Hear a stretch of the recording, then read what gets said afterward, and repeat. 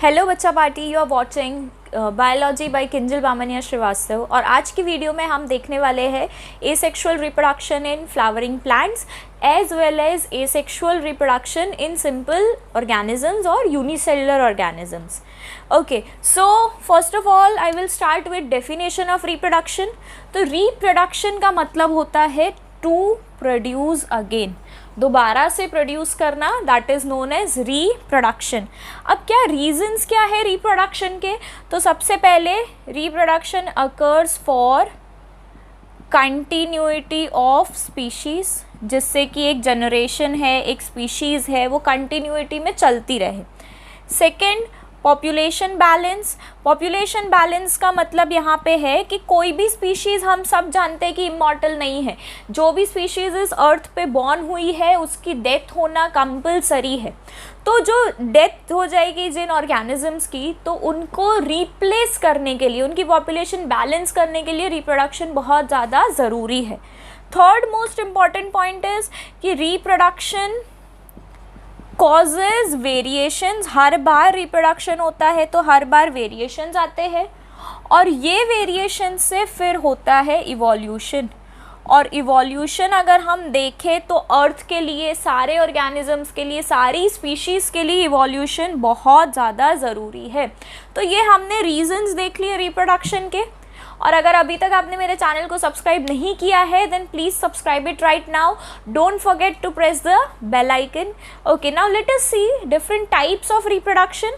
Basically there are two types of reproduction, asexual reproduction and sexual reproduction. तो अभी हम लोग डिफरेंस देखने वाले हैं कि एसेक्सुअल और सेक्सुअल रिप्रोडक्शन में क्या डिफरेंस है।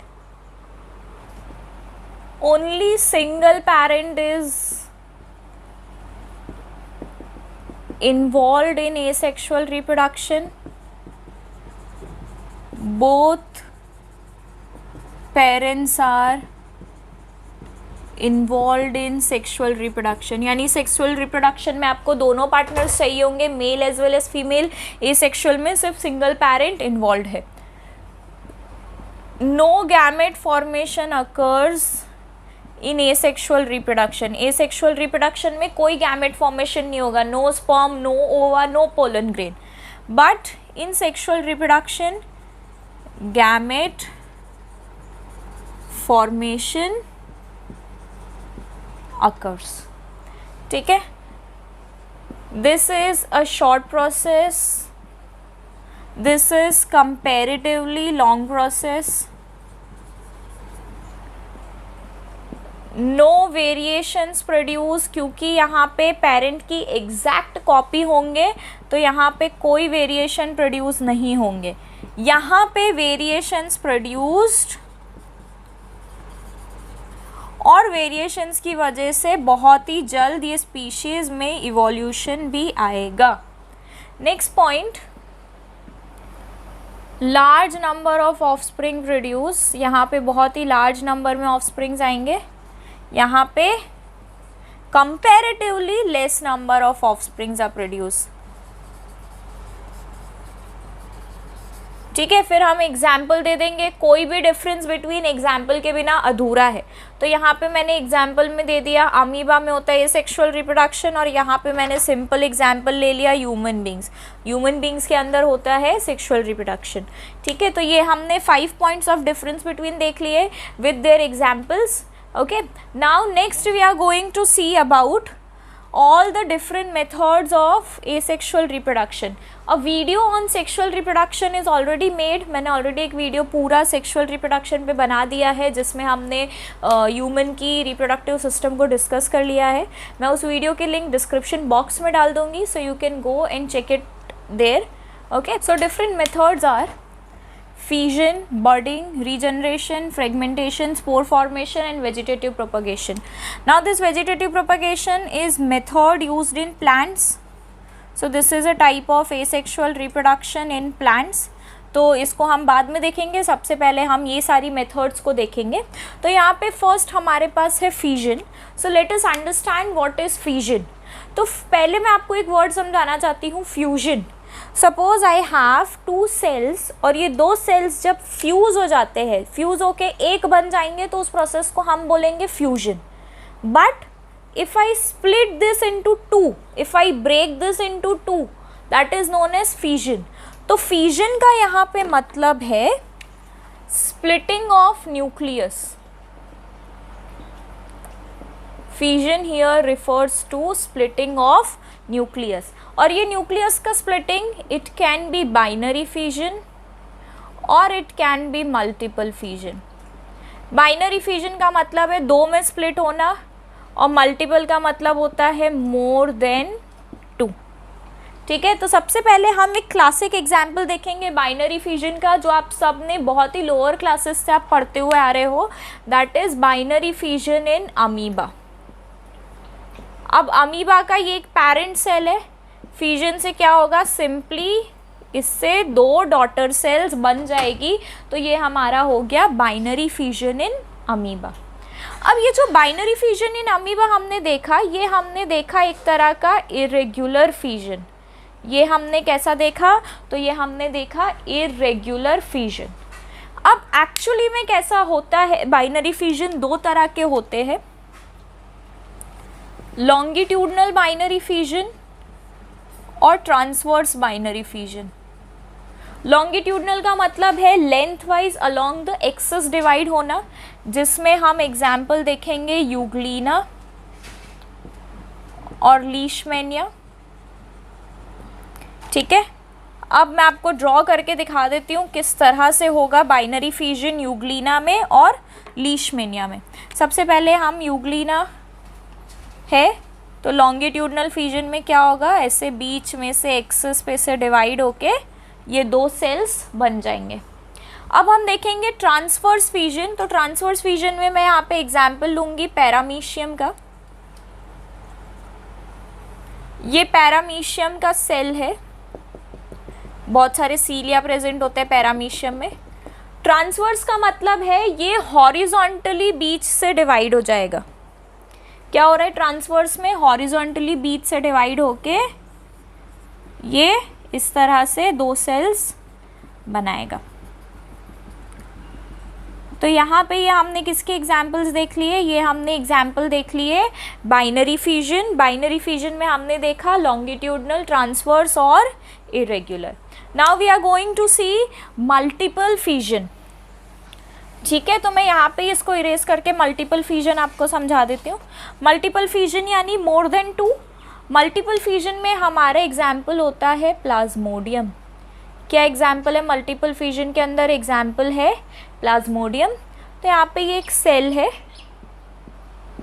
ठीक है, जब ये ब्रेक होगा तो इसमें से बहुत सारे ऐसे छोटे छोटे पार्ट्स निकल जाएंगे और ये हर एक में से एक न्यू ऑर्गेनिज्म फॉर्म होगा. ये हर में से क्या होगा, हर एक पार्टिकल में से एक न्यू ऑर्गेनिज्म बनेगा. तो इसे हम बोलते हैं मल्टीपल फिजन, जो होता है प्लाज्मोडियम के अंदर.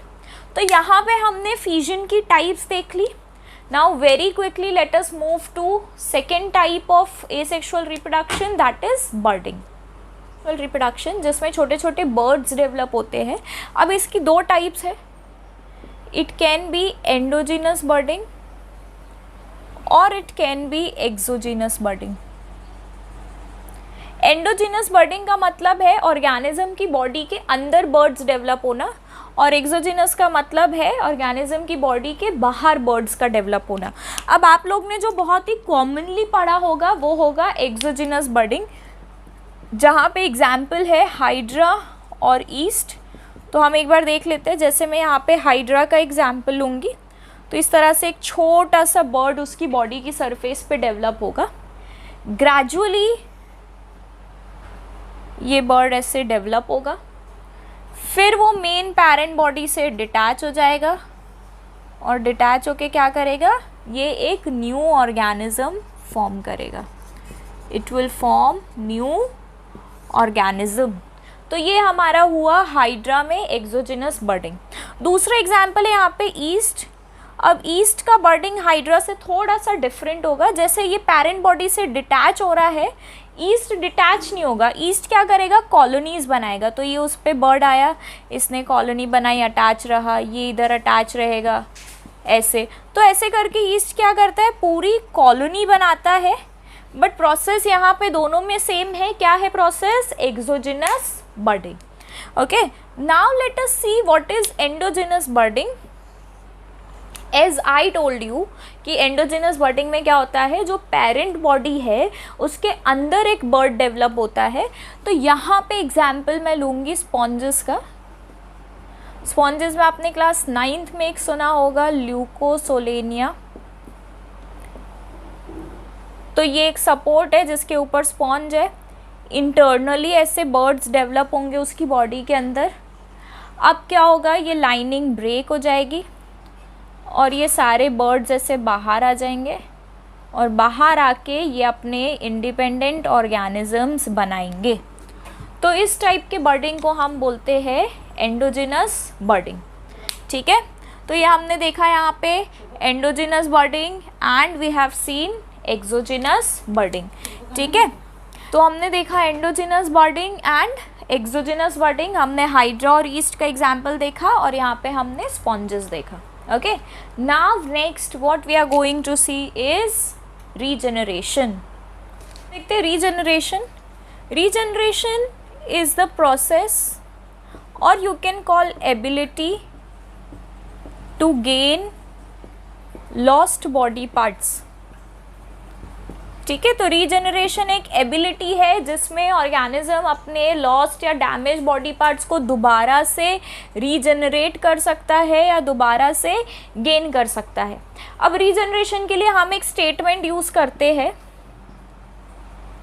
The power of regeneration reduces as complexity of organism increases. इसका मतलब है ऑर्गेनिज्म जितना ज़्यादा कॉम्प्लेक्स होगा, जितना ज़्यादा एडवांस होगा, उतनी उसकी रीजनरेशन पावर कम होती जाएगी। ठीक है, जैसे कि हम हमारी बात करें ह्यूमंस की, तो ह्यूमन में सिर्फ सेल्यूलर लेवल पे रीजनरेशन होता है, यानी कि हमारे सिर्फ कुछ सेल्स रीजनरेट कर सकते हैं। इसके अलावा हमारे नेल्स रीजनरेट होते हैं, हेयर रीजनरेट होता है और हमारे एक ऑर्गन है लिवर जिसके कुछ सेल्स रीजनरेट हो सकते हैं। बट इसके अलावा अगर आपकी बॉडी में कहीं पे आपको डीप इंजरी है, ऑर्गन कोई डैमेज है, टिश्यू डैमेज है, तो उस लेवल पे रीजनरेशन हमारे अंदर नहीं होगा, because we are advance organisms, तो it's not easy to regenerate. Classic example of regeneration we are going to see is in planaria, जिसे साइंटिफिकली हम बुलाते हैं डुगेशिया। अब मैंने यहाँ पे क्लासिक एग्जाम्पल इसलिए बोला क्योंकि ये जो ऑर्गेनिज्म है ये प्लेटीहेलमिन्थस को बिलोंग करता है and it has ability to regenerate all parts of body. ये अपनी बॉडी के सारे पार्ट्स को रीजनरेट कर सकता है। अभी मैं आपको दिखाऊंगी एक डायग्राम के थ्रू। यहाँ पे मैंने ये प्लेनेरिया का डायग्राम ड्रॉ कर लिया है, आप जैसे कि देख सकते हैं। तो प्लेनेरिया हम मान लेते हैं कि एक्सीडेंटली ये 3 पार्ट्स में डिवाइड हो गया, तो ये इसके 3 पार्ट्स है। अब इसमें किस तरह से रीजनरेशन होगा, तो ये जो ऊपर वाला पार्ट है इसके ऊपर पूरी बॉडी डेवलप होगी, यहाँ पे पूरी डेवलप होगी और यहाँ पे भी पूरी डेवलप होगी। तो इस तरह से एक प्लेनेरिया जो एक्सीडेंटली 3 पार्ट में ब्रेक हुआ था, अब वो बना देगा 3 न्यू ऑर्गेनिजम्स। तो इसलिए मैंने कहा था कि सबसे बेस्ट रीजनरेशन का एग्जाम्पल होता है प्लेनेरिया। अब क्यों ये अलग है, क्यों ये बेस्ट है, it has very good power of regeneration, क्योंकि अगर इसके बाद में थोड़ा हायर ऑर्गेनिज्म, जैसे कि मैं बात करूँ इकाइनोडर्म, इकाइनोडर्म में मैं एग्जाम्पल लूँगी स्टारफिश का। तो स्टारफिश इज, ये स्टारफिश का मैंने यहाँ पे स्ट्रक्चर बना दिया। ठीक है, स्टारफिश के पास 5 आर्म्स होते हैं। अब मैं अगर एक्सीडेंटली उसका ये एक आर्म सपोज करिए कट हो गया और ये आर्म अलग होके यहाँ पे आ गया, तो क्या होगा कि रीजनरेशन सिर्फ और सिर्फ ये लॉस्ट पार्ट का ही होगा, यानी यहाँ पे बस एक आर्म आएगा। ये जो आर्म है यहाँ पे नई बॉडी नहीं आएगी। ठीक है, जो यहाँ पे आर्म है, यहाँ पे नई बॉडी नहीं आएगी, यहाँ पे आर्म आएगा। Same with lizard tail, lizard की टेल रीजनरेट होगी बट टेल के ऊपर पूरी बॉडी नहीं आएगी। तो वही चीज़ है जो मैंने आपको बताई कि जैसे ऑर्गेनिज्म कॉम्प्लेक्स होता जाता है वैसे उसकी पावर ऑफ रीजनरेशन कम होती जाती है। नाउ रीजनरेशन का मैं आपको एक चीज़ बता दूँ, that regeneration does not occur for purpose of reproduction। Regeneration कभी भी रिप्रोडक्शन के पर्पस से नहीं होगा। रीजनरेशन तो बस एक मेथड है जिससे कि लॉस्ट बॉडी पार्ट्स को गेन कर सकते हैं। जो एक्सीडेंटली लॉस्ट पार्ट्स होते हैं उनको हम लोग गेन कर सकते हैं, इसलिए होता है रीजनरेशन। ठीक है, इसलिए रीजनरेशन मेथड होती है।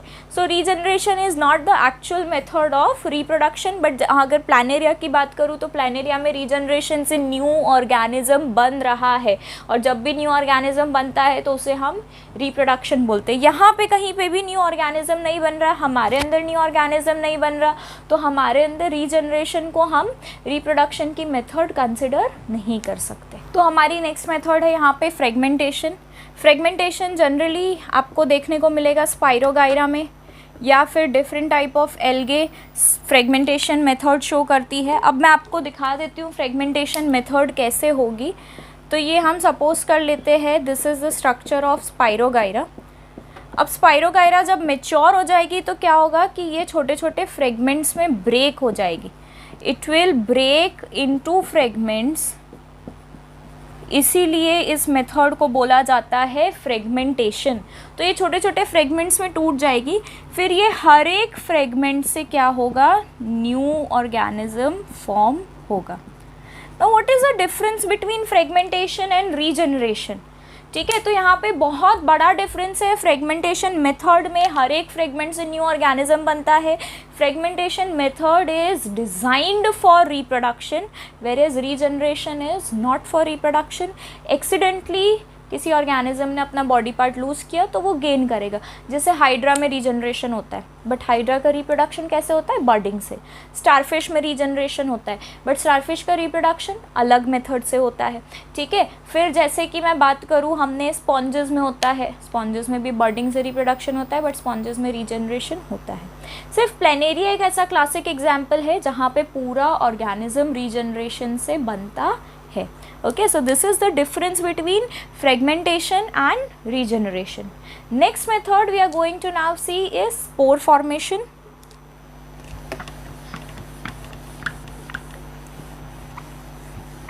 स्पोर फॉर्मेशन मेथड आपको देखने मिलेगी फंजाई के अंदर।